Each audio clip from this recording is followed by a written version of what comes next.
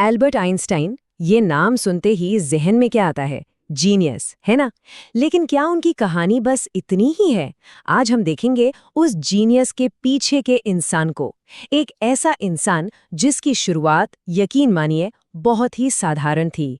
हाँ, तो पूरी दुनिया आइंस्टाइन को इसी रूप में जानती है, इसी रूप में उनका सम्मान करती है।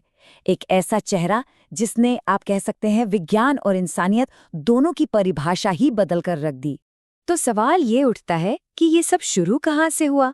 चलिए उनकी जानी पहचानी कहानी से थोड़ा हटकर उनकी अनजानी जड़ों की तरफ चलते हैं। तो चलिए कहानी के पहले हिस्से में चलते हैं। एक ऐसी शुरुआत जो थोड़ी अलग थी, मुश्किलों से भरी और बहुत ही साधारण। तो कैसा होता है एक जीनियस का बचपन?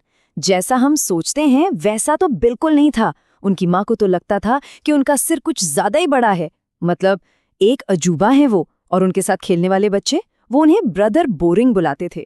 और बात सिर्फ इतनी ही नहीं थी, सोच कर देखिए, वो 2.5 साल की उम्र तक बोले ही नहीं, और जब बोलना शुरू किया तो हर बात को 2-2 बार दोहराते थे।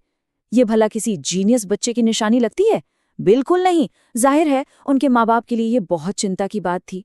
लेकिन फिर एक दिन खाने की टेबल पर सालों की ये चुप्पी अचानक टूटी। उनके पहले शब्द थे, सूप बहुत गर्म है। सब हैरान रह गए। उनसे पूछा गया कि भाई अब तक क्यों कुछ नहीं बोले? तो जो जवाब मिला उसमें उनके लॉजिकल दिमाग की पहली झलक थी। उन्होंने कहा, क्योंकि अब तक सब कुछ ठीक ठाक ही तो था। और ऐसा नहीं था कि मुश्किलें सिर्फ घर पर थीं। स्कूल में तो एक हेडमास्टर ने उनके पिता से साफ साफ कह दिया था, ये लड़का जिंदगी में कुछ नहीं कर पाएगा।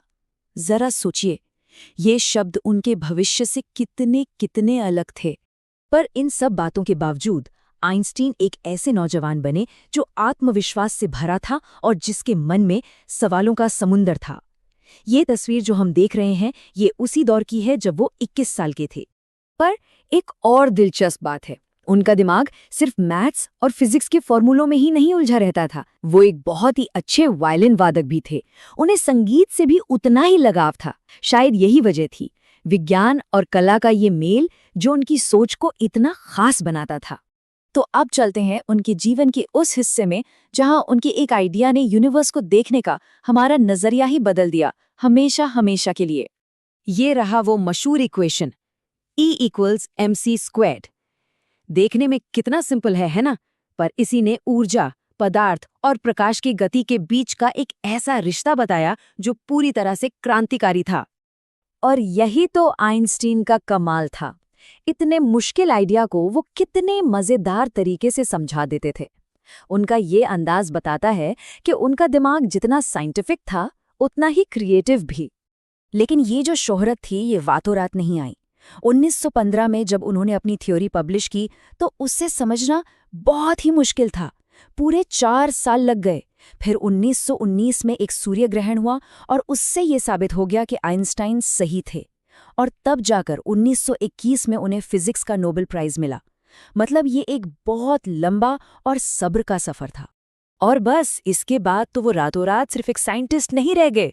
दुनिया भर के अखबारों ने हेडलाइन छाप दी, एक वैज्ञानिक क्रांति आ गई है। और आइंस्टाइन वो एक ग्लोबल सुपरस्टार बन चुके थे। पर कहानी यहाँ खत्म नहीं होती। अब हम देखेंगे कि कैसे उनका फोकस यूनिवर्स के रहस्यों से हटकर इंसानों की समस्याओं की तरफ मुड़ा। हिरोशिमा और नागासाकी पर जब परमाणु बम गिराए गए तो उस तबाही ने उन्हें अंदर तक हिलाकर रख दिया। और यही वो पल था जिसके बाद वो दुनिया के मंच पर एक एक्टिविस्ट के तौर पर सामने आए। इस तबाही के बाद वो खामोश नहीं रहे। उन्होंने अपनी शोहरत का इस्तेमाल एक बेहतर दुनिया बनाने के लिए करना शुरू कर दिया। वो एक वर्ल्ड गवर्नमेंट बनाने की बात करने लगे। हथियारों की दौड़ को खत्म करने के लिए उन्होंने जोरदार आवाज उठाई। वो शांति और लोकतंत्र के लिए लड़ने लगे। और धीरे धीरे दुनिया उन्हें सिर्फ एक जीनियस साइंटिस्ट की तरह नहीं, बल्कि एक वर्ल्ड सिटीजन की तरह देखने लगी।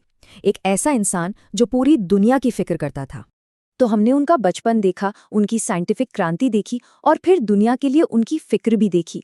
अब इन सब टुकड़ों को जोड़कर चलिए अपने सबसे पहले सवाल पे वापस चलते हैं। ये दोनों तस्वीरें एक तरह से उनकी पूरी जिंदगी की कहानी कहती हैं। एक जिज्ञासु नौजवान से लेकर विज्ञान और इंसानियत का सबसे बड़ा चेहरा बनने तक का एक कमाल का सफर। तो उनकी विरासत सिर्फ उनके दिए फॉर्मूलों में नहीं है, बल्कि उनकी कभी ना खत्म होने वाली जिज्ञासा और सही गलत की उनकी मजबूत समझ में भी है।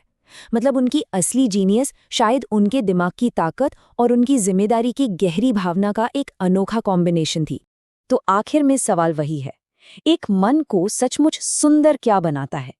क्या सिर्फ तेज दिमाग, या फिर वो कभी ना खत्म होने वाली जानने की इच्छा, दूसरों के लिए हमदर्दी और दुनिया को एक बेहतर जगह बनाने का जुनून?